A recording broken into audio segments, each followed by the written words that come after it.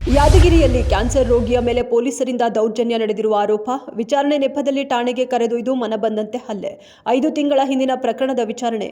ಪೊಲೀಸರ ಏಟಿನಿಂದ ಗಾಯಗೊಂಡಿರುವ ಮೆಹಬೂಬ್ನನ್ನು ಕಲಬುರಗಿ ಆಸ್ಪತ್ರೆಗೆ ದಾಖಲಿಸಿ ಚಿಕಿತ್ಸೆ ನೀಡಲಾಗುತ್ತಿದೆ. ಬಳ್ಳಾರಿ ಜಿಲ್ಲೆಯ ಕಂಪ್ಲಿ ತಾಲೂಕಿನ ದೇವಲಾಪುರ ಬಳಿ ಪಾಮಾಯಿಲ್ ಸಾಗಿಸುತ್ತಿದ್ದ ಟ್ಯಾಂಕರ್ ಪಲ್ಟಿ. ಅಪಾರ ಪ್ರಮಾಣದಲ್ಲಿ ಅಡುಗೆ ಎಣ್ಣೆ ಸೋರಿಕೆಯಾಗಿದೆ. ಸುತ್ತಮುತ್ತಲಿನ ಗ್ರಾಮಸ್ಥರು ಪಾಮಾಯಿಲ್ ಸಂಗ್ರಹಿಸಲು ಬಕೆಟ್, ಕ್ಯಾನ್ಗಳ ಹಿಡಿದು ಬಂದು ತೈಲವನ್ನು ತುಂಬಿಕೊಂಡಿದ್ದಾರೆ.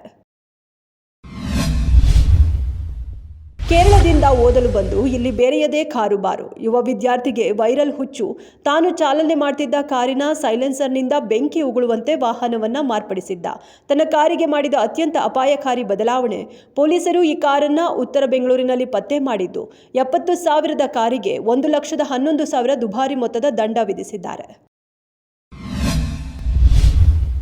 ಮೊದಲ ಬಾಲಿವುಡ್ ಸಿನಿಮಾ ಮೂಲಕ ಸಂಪ್ರದಾಯ ಮುರಿದ ಸಾಯಿ ಪಲ್ಲವಿ. ರಾಮಾಯಣ ಸಿನಿಮಾಕ್ಕೆ ಮುಂಚೆ ಅವರು ಅಮೀರ್ ಖಾನ್ ಪುತ್ರನ ಸಿನಿಮಾದಲ್ಲಿ ನಟಿಸಿದ್ರು. ಮೊದಲ ಬಾಲಿವುಡ್ ಸಿನಿಮಾ ಮೂಲಕ ಇಷ್ಟು ವರ್ಷ ಪಾಲಿಸಿಕೊಂಡು ಬಂದ ಸಂಪ್ರದಾಯವೊಂದನ್ನು ಮುರಿದಿದ್ದಾರೆ. ಅಮೀರ್ ಖಾನ್ ಪುತ್ರ ಜುನೈದ್ ಖಾನ್ ನಾಯಕನಾಗಿ, ಸಾಯಿ ಪಲ್ಲವಿ ನಾಯಕಿಯಾಗಿರುವ ಏಕ್ ದಿನ್ ಸಿನಿಮಾ ಅಪ್ಪಟ ಪ್ರೇಮ ಕಥಾ ಸಿನಿಮಾ.